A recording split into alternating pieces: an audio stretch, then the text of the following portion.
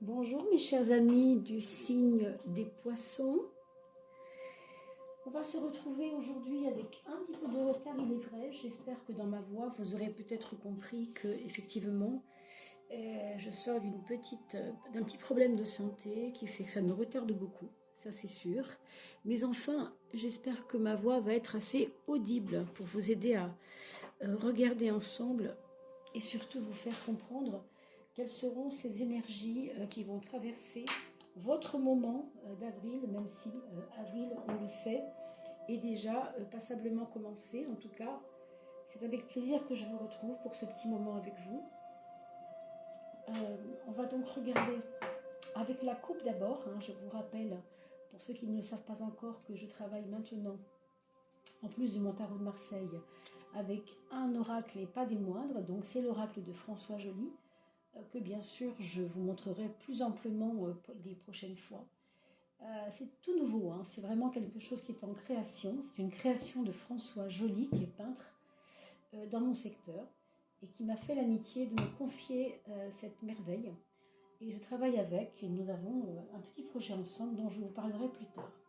Alors on va commencer par la coupe, mes amis, pour dresser un petit peu le tableau de ce mois d'avril, même si nous arrivons aux abords de la troisième partie du mois d'avril. Néanmoins, voilà, on va regarder ensemble avec cette coupe ce qui nous attend globalement. Alors, on le voit ici, abondance à votre gauche, mémoire à votre droite. Je regarde si c'est bien cadré. Excusez ma petite voix quand même, je vais faire comme je peux, mais c'est pas du tout évident. Donc, abondance, vous avez donc ici abandonné l'idée du manque. Autrement dit, vous venez de vivre cela. Pour certains d'entre vous, il y a peut-être eu des impressions de manque. Le cadeau, l'abondance, ça prend de multiples formes, c'est vrai, et c'est pas seulement financier, l'abondance, comme on le croit souvent. C'est aussi autour de nous, regarder quelles sont les merveilles qui nous sont offertes par la vie elle-même. À droite, nous avons la mémoire. Le passé est une mémoire sauvegarde de la mémoire de l'expérience. Les réponses sont liées au passé. Ici, ça nous dit que vous allez avoir certainement une réponse par rapport à des peurs qui ont habité votre passé quant au manque, je pense. Donc quelque chose qui va se réactiver en fin de mois, peut-être qui sera en relation avec votre début de mois, ou en tout cas peut-être aux derniers mois qui sont passés. Avant le mois d'avril, peut-être en mars, il y a eu quelque chose qui vous a fait douter beaucoup que l'abondance pouvait arriver dans votre vie. Et là, on vous parle d'une mémoire, et donc qu'on sauvegarde cette mémoire de l'expérience. Autrement dit, il y a une réminiscence du passé. Alors bien sûr, on verra quelle tournure ça va prendre dans le tarot de Marseille maintenant, puisque ça va nous être plus ou moins confirmé, tout ce qu'on est en train de dire, on verra. Allez, pour vous mes amis poissons ou ascendant poissons, on regarde ensemble quelles sont les énergies de ce mois d'avril. La maison 3, ça va assez vite, c'est parfait. 4, 5, dis donc 6 et celle-ci. Dis donc ça là, ça pulse un peu, alors on va voir pourquoi, bien sûr. J'espère que vous m'entendez bien, parce que c'est vrai que je ne suis pas très au mieux de ma forme. On va regarder tout ça.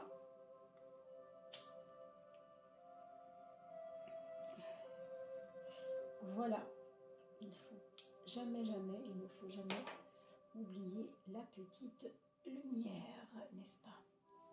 Alors, je vais recadrer tout ça par la suite, bien sûr.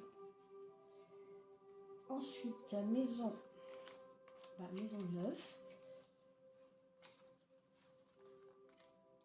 10 et 11, et la 12e. Et pour la 13e carte, nous allons mettre toujours à contribution l'oracle de François Joly. Alors, François Joly. Voilà. Donc on va regarder tout à l'heure le schéma, si vous voulez, du mois d'avril globalement. Je regarde mon cadrage parce que je sais que quelquefois vous ne voyez pas très très bien, alors je fais quand même attention. Voilà mes amis, ça n'a pas l'air mal du tout. Hein. Alors, on a des transformations qui sont en cours dans votre vie. Il y a des personnes ici qui ont déjà pris des décisions de départ, des décisions de transition, des décisions de bifurquer vers quelque chose de tout neuf, tout, comment on pourrait dire, un petit peu, je ne vais pas dire à l'emporte-pièce, mais dans une espèce d'urgence, non? Vous avez peut-être dû sentir cela. Attention à mon... Attendez, je recadre un petit peu mieux parce que j'ai l'impression que ça a dû bouger entre-temps. Voilà. Oui, il a dû y avoir, je pense, des décisions un peu à l'emporte-pièce, ou en tout cas dans l'urgence. Ça peut vous porter, comment dire, une espèce d'excitabilité dans votre mois d'avril. Vous voyez, quelque chose qui est un petit peu speed comme ça. Hein, donc, ménagez-vous quand même un petit peu de ralenti, je dirais. Là, comme ça, voilà, tempérance, c'est tout à fait ça. Tempérance, c'est vraiment ralentir, penser à vous, vous donner un peu d'air, vous donner un peu de temps aussi, parce que la tempérance, vous avez le mot temps à l'intérieur de ça. Oui, c'est un peu un mélange des deux. Il y a à la fois une poursuite de quelque chose qu'il faut absolument finir, ou je sais pas quoi, et en même temps, on vous dit, mais oui, mais ne t'oublie pas hein, dans l'histoire, ne t'oublie pas. Donc, ménagez-vous, je sais pas, j'ai envie de vous dire ça, ménagez-vous, soyez pas trop exigeant avec vous-même. On va voir dans la maison 6, la maison du travail, hein, de votre rigueur par rapport au travail, une papesse qui est plutôt sage, hein, qui est plutôt une énergie de douceur, une énergie quand même, on avance avec lenteur, mais on sait pourquoi on le fait, donc ça c'est déjà pas mal. Maintenant, vous devez quand même vous rendre compte que vous êtes parfois fatigué, à force de donner des coups de collier comme ça. Voilà, c'est pour ça que je vous dis, avec la tempérance, il faut un peu lever le pied. Il faut un peu ne pas être trop exigeant avec vous. Oui, on a parlé de la mémoire tout à l'heure, quelque chose qui vous a travaillé beaucoup au mois de février, mars, je ne sais pas, peut-être même début avril, qui revient vous chercher et qui est peut-être comme quelque chose d'urgent à faire, absolument, absolument, mais là on vous dit, aie confiance dans le temps, dans la suite des choses, dans le rythme des choses aussi, parce que tu n'as pas besoin vraiment de courir, quoi. On n'est pas obligé de courir du tout, hein. On peut faire les choses chaque jour, faites juste une chose chaque jour et ça suffira bien. Hein. Alors quel est votre frein? Votre frein, ce serait un peu ici comme un manque de foi, peut-être comme une... Alors, c'est pas une impatience non plus, hein. Je ne crois pas qu'il faille le voir comme une impatience, mais un manque de foi, comme si vous ne voyez pas de résultat et ça vous dérange. Vous avez l'impression que vous devez tout de suite voir le résultat. Ça rejoint un petit peu ce que je vous ai dit tout à l'heure, hein, c'est trop d'impétuosité, trop de vouloir aller vite, c'est pas... Ça peut se comprendre, vu ce que vous avez traversé, ça peut se comprendre. Il y a peut-être une urgence, hein, je ne dis pas le contraire. Mais vous devriez faire attention quand même à ne pas trop vous négliger, voilà, c'est ça. Alors, cette maison 5, les amours, ici on a une carte de retrait, on a une carte de recul, une carte qui nous parle de peut-être prendre le temps, aussi de ne pas battre en retraite, quoi. On a l'impression que vous avez envie de tout fuir, voilà, de fuir un peu, de vous dire bon, c'est pas le moment pour moi, ça m'énerve, je préfère partir 3 jours toute seule, enfin tout seul. Il y a comme l'idée de la fuite, hein, l'idée de prendre du recul. Alors ça peut très bien aussi être très bien vécu, hein. Mais bon, vous savez que au niveau des amours, voilà, on se met un petit peu en retrait. Pour moi, restez axé sur le travail et sur votre besoin de vous organiser. C'est ça qui va vous faire peut-être mieux vivre les choses amoureuses. Parce que si vous restez sur cette énergie-là, vous allez moins penser à l'amour et ce sera plus facile pour vous. Qu'est-ce qu'on a en face? On a le monde quand même. Hein. Le monde va vous donner peut-être une expansion vers des projets qui vont justement, qui vont vous sortir un peu aussi de ce côté bougon que vous avez en amour actuellement. Je ne dis pas que ça va parler à tout le monde, hein, et je ne dis pas que tout le monde va être bougon en amour, pas du tout. Mais si c'est le cas, rattrapez-vous avec des choses sociales, rattrapez-vous avec ces projets magnifiques qui viennent à vous. Si on vous a proposé des projets il n'y a pas longtemps, franchement, allez-y, trempez-vous dedans, j'ai envie de dire, plongez quoi. Plongez dans ces projets parce que j'ai l'impression que vous pourriez en tirer beaucoup, non seulement de satisfaction, mais de bénédiction avec ça. On a vu tout à l'heure l'abondance, vous savez. J'ai l'impression que si vous ne lâchez pas votre passé, vous n'allez pas pouvoir avancer. Hein, donc, lâchez ça, allez de l'avant et servez-vous justement de ces peurs que vous aviez par rapport à l'abondance pour vous dire que maintenant, ça y est, c'est plus le temps d'avoir peur, c'est le temps d'y aller. C'est le temps de se prouver qu'on est capable d'abondance. Hein. Alors au niveau relationnel, par contre, là, on est sur quelque chose d'assez sanguin, j'ai envie de dire. D'assez sanguin, d'assez colérique. Alors, il y a des personnes autour de vous qui sont dans un, comment je pourrais vous dire ça, dans une attitude, je ne vais pas dire égocentrée, mais s'occupent d'eux-mêmes, quoi. Et du coup, pour vous, c'est un petit peu comme si vous passiez en deuxième plan, vous voyez. C'est peut-être pour ça que vous avez cette espèce de niaque mordante comme ça. Moi, je pense qu'il va y avoir des petits soucis au niveau relationnel. Alors, peut-être pas avec la personne aimée, bien sûr. Hein. On est déjà presque le 20 avril. Hein. Donc, enfin, on est quasiment arrivé à ça. Donc, on est à la 3e semaine d'avril. Tout ce que je vous dis là, vous avez déjà dû le traverser peut-être. Si ce n'est pas le cas, ça mordra peut-être sur le mois de mai un peu, mais on se revoit pour la coupe, hein, pour en reparler de toute façon. En tout cas, c'est pas facile à gérer, hein, cette histoire de relationnel avec les autres. Dans votre foyer, par contre, vous allez avoir pas mal de satisfaction, de personnes qui vont vous conseiller amicalement sur des choses que vous allez avoir envie d'explorer. Vous allez peut-être faire confiance à votre intuition.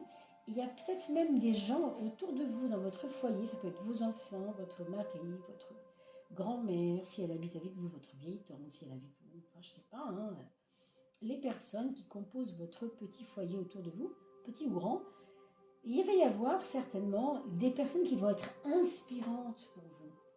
Je vois aussi comme des coachs, des gens qui ont une aura un peu de coach, hein, qui peuvent vous redonner un peu de baume au cœur, qui peuvent vous faire de nouveau reprendre confiance en vous, parce que vous voyez ici on est un peu écorné au niveau de la confiance. C'est comme si on avançait quand même, mais on ne voit pas le bout, on ne voit pas les résultats, et donc ça nous dérange, parce que si on ne voit pas le résultat, on a l'impression de ne pas avancer, ce qui est complètement faux. C'est pas parce qu'on ne voit pas le résultat aujourd'hui qu'il n'y a pas de résultat dans 3 jours. Vous voyez ce que je veux dire? Donc, ne vous mettez pas ça dans la tête surtout. Hein. On a parlé du matériel, non, on a parlé un peu de l'abondance, il me semble. Là, regardez, vous avez la force. Il y a 2 choses ici intéressantes. La force, oui, parce que cette force, elle va aller dans le sens de l'abondance et dans le sens de oui, pour moi c'est possible, oui, j'ai envie que ça change, j'ai envie d'aller mieux, j'ai envie que les choses aillent mieux pour moi. Mais il y a toujours le petit bonhomme, hein, l'ermite, le petit rabat-joie un peu, qui vous plombe. Alors, rien de grave en soi, mais vous devriez plutôt, je pense, vous occuper. Hein, ça rejoint un peu ce qu'on a dit tout à l'heure, vous voyez, pour la maison 6 ici. Cette maison 6 qui parle de la papesse et qui vous donne comme du courage pour aller jusqu'au bout des choses. Et quand même, vous y allez, quoi. Hein. Donc, soyez attentifs à ça. Mettez-vous plutôt dans vos actions concrètes d'organisation plutôt que de vous lamenter sur ce que vous ne voyez pas. Parce que alors là, ça me fait penser un peu à ce qu'on a dit, hein, les traumatismes et les peurs par rapport à l'abondance. Hein. J'ai quand même l'impression que quelque chose se joue là. Hein. Allez, je pousse un peu ma petite fille, ma petite chatte, parce qu'elle est un peu, comment on pourrait dire, voilà, un peu nombrilique en ce moment. Elle a vraiment envie de se montrer et elle a vraiment envie qu'on s'occupe d'elle. Alors on a la maison 3, la maison 9, comme vous le voyez, donc ça c'est le mental, c'est le poids du mental, c'est la place de votre capacité à réfléchir dans votre mois d'avril là en ce moment. Sachez que